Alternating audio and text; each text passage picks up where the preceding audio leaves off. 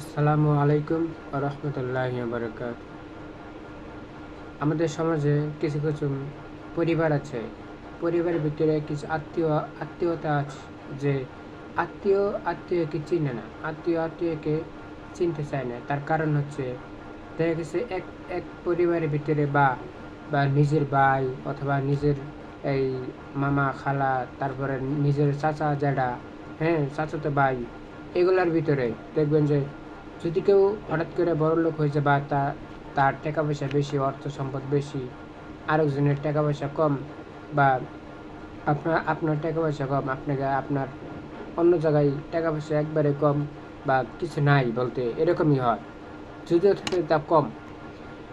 তো কিছু কিছু জায়গায় যে আত্মীয়তা মানে ওরকমভাবে পরিচয় দেয় না। যে কোনো জায়গায় যদি আপনি আর আপনার ভাই মনে করেন অথবা আপনার চাচা, হ্যাঁ, মনে করেন যে তার টাকা পয়সা বেশি আপনার কম, যদি দুইজনে কোনো জায়গায় এক জায়গায় যাওয়া হয় বা কোনো জায়গায় দেখা হয় হঠাৎ করে, ওর সময় পরিচয় দেয় না। এরকম অনেকে আছে যে পরিচয় দিলে তো তার মান সম্মান কমে যাবে। হ্যাঁ, তো গরিব আর আমি তো বড় লোক, যদি ওখানে পরিচয় দেওয়া হয় তাহলে তো মান সম্মান কমে যাব। কিছু কিছু আছে যে নিজের আত্মীয় টাকা পয়সা হলে অন্যকে পরিচয় দেয় না। বা আরেকজন ভাই আছে বা অথবা আরেকজন চাচা আছে, এরকম সে বড় লোক আমি গরিব, এরকম পরিচয় দেয় না যে সে আমার ভাই বা চাচা, এরকম কেউ পরিচয় দেয় না, দিতে চায় না। দিলে যে শরম লাগে, মান সম্মান যাবো। বা কিছু কিছু সব জায়গায়, বহুত জায়গায় এরকম আছে যে তারপরে আরও বিভিন্ন কারণ আছে। কথা বলতে চায় না, ঠিকমতো খোঁজ খবর নেবে না।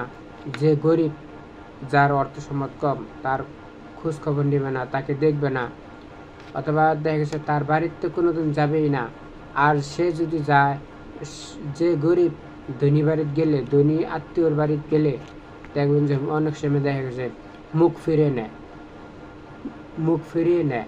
তারপরে কথা ঠিক মতো বলতে চায় না, গেলে একটু জিজ্ঞাসা করে কেমন আছো, এই আছে, ভালো আছি, এই সে কথা বলে, কিছুক্ষণ পরে বিদায় হয়ে যায়। তো যাই হোক, আত্মীয়দের ভিতরে আত্মীয় যদি সম্পর্ক ভালো না থাকে, টাকা বেশি হোক বা কম হোক, অর্থ সম্পদ কম হোক বা বেশি হোক, যদি ভালো না থাকে, আত্মীয় সম্পর্ক যদি ভালো না থাকে, তাহলে ওগুলো যারা আত্মীয় ছিন্ন করে তারা অবশ্যই তারা জাহান্নামী। কিন্তু আত্মীয়তা সম্পর্ক ছিন্ন করা যাবে না। সবার সাথে মিলেমিশে থাকতে হবে, সবার সাথে ঘনিষ্ঠভাবে থাকতে হবে, ইনশাআল্লাহ।